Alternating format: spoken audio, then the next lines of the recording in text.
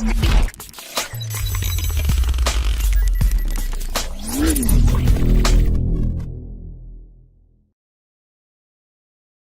new synthetic killer drug known as Flaka is spreading rapidly across the United States and already causing an epidemic of overdose fatalities and acts of violence. We're talking about Flaka. Flaka? The drug is called Flaka. Some have dubbed it the insanity drug. And it's everywhere. It's been described as the scariest drug in the world. More powerful than heroin or cocaine. This is a synthetic drug that can alter your state of mind, raising excited delirium, body temperature, and literally losing their mind. They're all experiencing like superhuman kind of strength. Where it takes 6 policemen to hold them down, that's a problem. Psychotic breakdowns, hallucinations, aggressive, violent behavior, Cannibalism and self-mutilation. indiscriminate violence. When Flaka takes over, we are living in the context of the end of the age. We are a nation under judgment.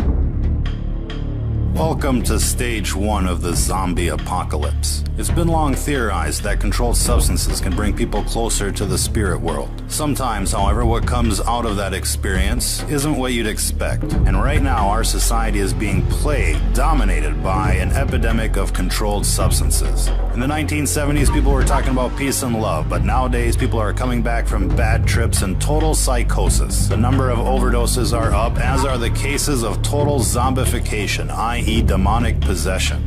The dark side opens people up to such possessions through lack of faith and environmental conditions. And while this isn't so much an issue with people of faith or orthodox practitioners, if your foundation is public education, if your dogma is militant atheism, substances like bath salts or Flaka can be the ingredient that pushes you over the edge, an edge that you will never come back from. Weaponized substances such as bath salts and spice are being mixed into just about everything these days. E-cigarettes, chocolates, party drugs, with the intended purpose of fucking you up permanently. These are not the days to be experimenting with new things. These are not the days to be a party kid. Nefarious agendas are at play, and just about everything out there these days is being spiked with chemicals to do you in. This recent craze of legal highs, for example, has become epidemic in proportion. Coupled with the outbreak of pharmaceutical abuse, heroin abuse, meth abuse, this all has the potential to doom an entire generation like never before. Our message is clear. Don't be a guinea pig.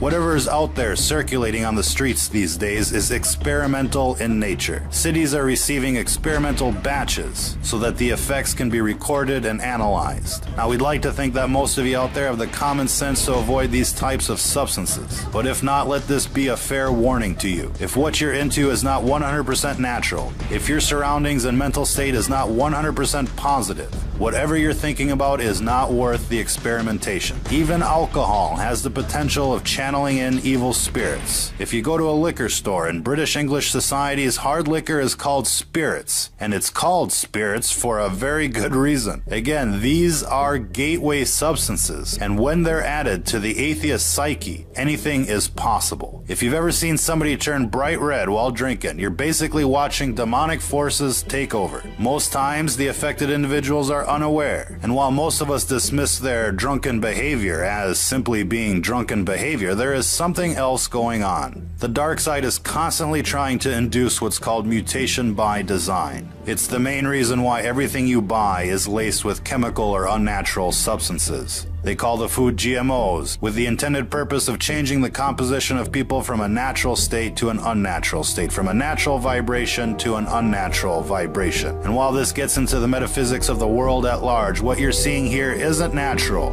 it isn't safe, and it isn't just psychosis. It's what happens when you stare into the abyss, and when the abyss stares back. If you're listening to this, you are the resistance.